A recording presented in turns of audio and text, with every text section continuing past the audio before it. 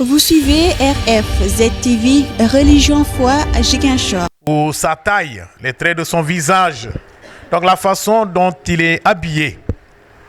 Jésus nous dit que ce n'est pas l'extérieur qui compte, mais plutôt le fond. Ce que sa vie reflète dans la durée. Donc Jésus dénonce cette façon de faire, car toute personne est capable de se déguiser. Nous pouvons rencontrer quelqu'un qui montre un beau visage, qui nous parle bien de façon mielleuse, alors que sa langue est une lame tranchante qui peut nous tuer socialement. C'est pourquoi on dit que la parole est dangereuse. Elle peut construire, élever, comme également elle peut tuer, écraser. Donc ne pas se limiter à l'apparence, mais plutôt regarder les fruits que cette personne ou bien ces personnes peuvent donner. Nombreux sont ceux qui viennent à nous avec le nom de Jésus pour voiler leurs actions souvent ténébreuses. Et nous avons tendance à courir. On dit, nous le voyons avec toutes les églises qui pullulent un peu partout chez nous. On dit, c'est la vraie église du Christ. C'est là où l'on prie le mieux. Et souvent, quand nous sommes affrontés aux difficultés de la vie, nous courons vers là-bas. Parce qu'un voisin nous a dit, il faut aller là-bas. Ouais, il faut aller là-bas. Jésus nous dit de faire attention. Il y en a qui vont à ces églises-là, après dimanche, le corps du Christ, Amen. Ils sont les premiers. Oui, ils sont les premiers à avancer. Il y a un confrère qui dit, ceux qui vont à l'église caniveau là-bas, ou taper les mains. On est au courant, hein? Donc, il y en a qui viennent avec le nom de Jésus. Il y en a qui ont fait ces églises. Quand tu demandes qu'est-ce qu'il y a, là-bas, il faut faire une cotisation. On te dit, il faut donner, Dieu fera. Quand on te dit de donner presque plus de la moitié de ton salaire, on se demande, est-ce qu'on veut vraiment mon bonheur? Est-ce que c'est ce que le Seigneur demande? Et nous dit en ces termes, ce n'est pas en me disant Seigneur, Seigneur qu'on entrera dans le royaume des cieux, mais c'est en faisant la volonté de mon Père qui est aux cieux. Nous nous précipitons quelquefois dans des voies dites nouvelles. Aujourd'hui, le Seigneur nous demande de prendre le temps d'en vérifier les fruits dans la durée. Est-ce que la voie que je veux suivre, cette personne que je voudrais suivre ou que je suis en train de suivre, me mène sur un chemin de bien, un chemin de bonheur ou un chemin de perdition? Est-ce que cette personne que je suis, la parole que je viens d'écouter est une parole qui me construit, qui me grandit? Ou est-ce que c'est une parole qui risque de me perdre? Pour dire que nous ne devons pas accueillir toutes les paroles comme des paroles d'évangile. J'aime souvent à dire aux jeunes couples, quand je les prépare au mariage, je dis, écoutez tous les conseils qu'on vous donne, mais n'en demeurez jamais esclaves.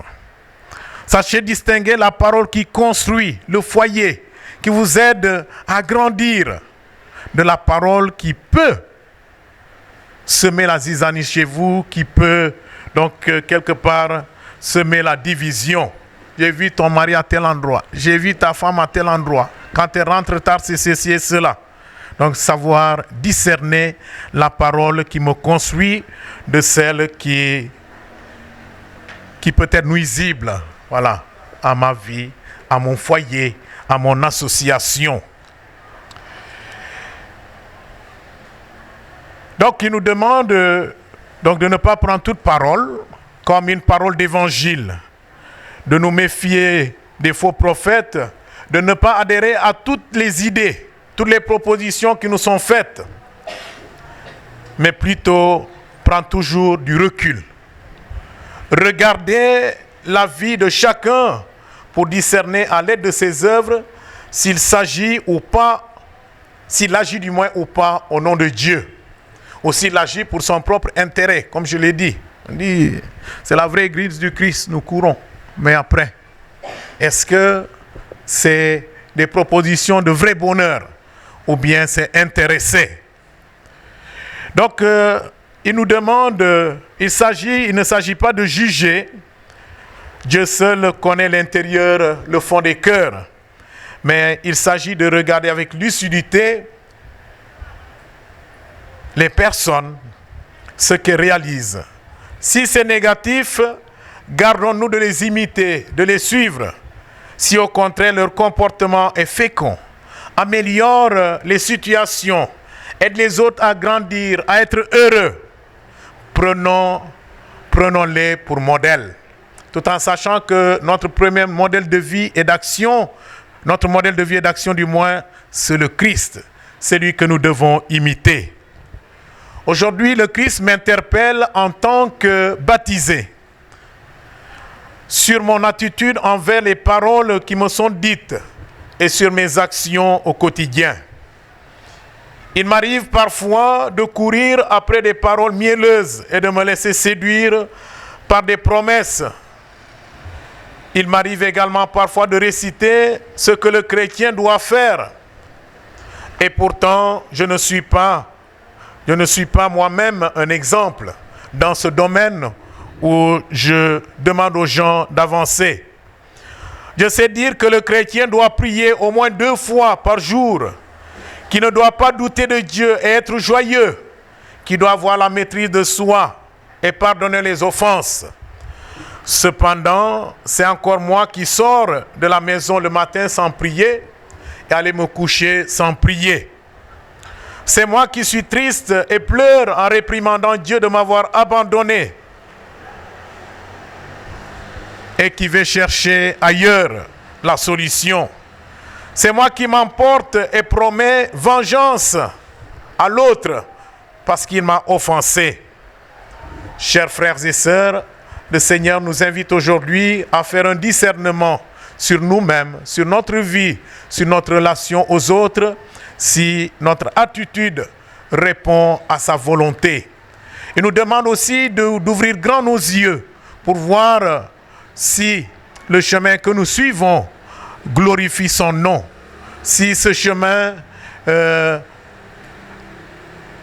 nous permet donc de porter haut le flambeau de la foi, de l'espérance et de la charité. Demandons-lui donc aujourd'hui de nous aider à discerner entre le bon et le mauvais, à prêcher par l'exemple notre façon de vivre, à prendre la peine de bien mûrir nos décisions. Ce que nous devons faire en demandant à l'Esprit Saint de nous y aider. Nous le lui demandons à lui qui est vivant pour les siècles des siècles. Amen. Vous suivez RFZ-TV Religion Foi à Ziguinchor. Vous pouvez nous suivre sur YouTube et Facebook. RFZ-TV Religion Foi Ziguinchor.